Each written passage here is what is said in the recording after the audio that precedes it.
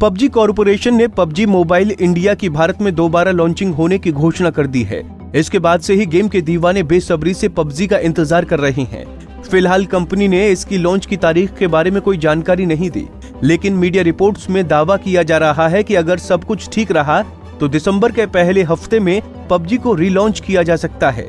Company इसकी तैयारियां भी पूरी कर चुकी है। आपको बता दें कि south Korea company PUBG corporation ने खास तौर पर भारतीय यूजर्स के लिए बनाए गए गेम का ऐलान किया था।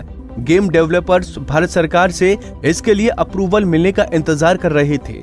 21 नवंबर को मिनिस्ट्री ऑफ कॉर्पोरेट अफेयर्स ने देश में पबजी इंडिया कंपनी के रजिस्ट्रेशन का अप्रूवल दे दिया था। मंत्रालय की वेबसाइट पर पबजी इंडिया कंपनी एक वैध कॉर्पोरेट आइडेंटिटी नंबर यानी CIN के साथ लिस्टेड है और कंपनी का रजिस्टर्ड ऑफिस बेंगलुरु में बताया जा रहा है।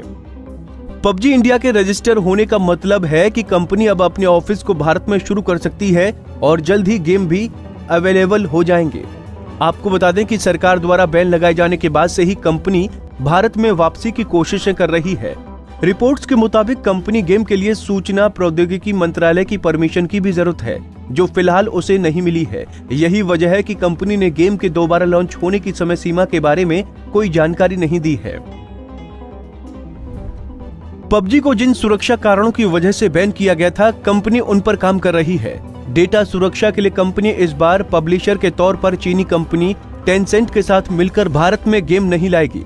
दक्षिण कोरियाई company Krafton Inc PUBG corporation की पेरेंट कंपनी है, जिसने हाल ही में माइक्रोसॉफ्ट के साथ एक्जियोर क्लाउड पर यूजर डेटा को स्टोर करने के लिए करार किया है।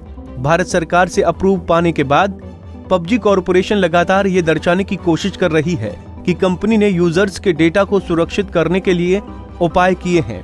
पबजी कॉर्पोरेशन के मुताबिक भारत के लिए खास तौर पर तैयारी की गई पबजी मोबाइल इंडिया यूजर्स को सिक्योर और हेल्दी गेम प्ले का मौका देगी। जानकारी के अनुसार गूगल प्ले स्टोर पर गेम का डाउनलोड साइज 610 MB तक कम हो जाएगा। रिपोर्ट्स के मुताबिक पबजी मोबाइल इंडिया गेम खेलने वालों को अलग से आईडी बनाने की जरूरत नहीं होगी। इसमें यूजर्स की पुरानी आईडी ही काम करेगी। पबजी ग्लोबल में अब तक इस्तेमाल हो रही आईडी से ही इंडियन वर्जन भी चलेगा। इसके अलावा पबजी कॉर्पोरेशन की पेरेंट कंपनी क्राफ्टन ने भारत में कुल $100 मिलियन निवेश करने का ऐलान किया है। पबजी कॉर्पोरेशन ने यह भी कहा है कि कंपनी भारत में एक सब्सिडी तैयार करेगी ताकि प्लेयर्स के साथ बेहतर तरीके से कम्युनिकेट किया जा सके। इसके लिए लोकल ऑफिस तैयार किए जाएंगे। ये कंपनी लोकल बिजनेस के साथ मिलकर भारत में गेमिंग सर्विस का संचालन भी करेगी। Press the bell icon on the YouTube app and never miss another update.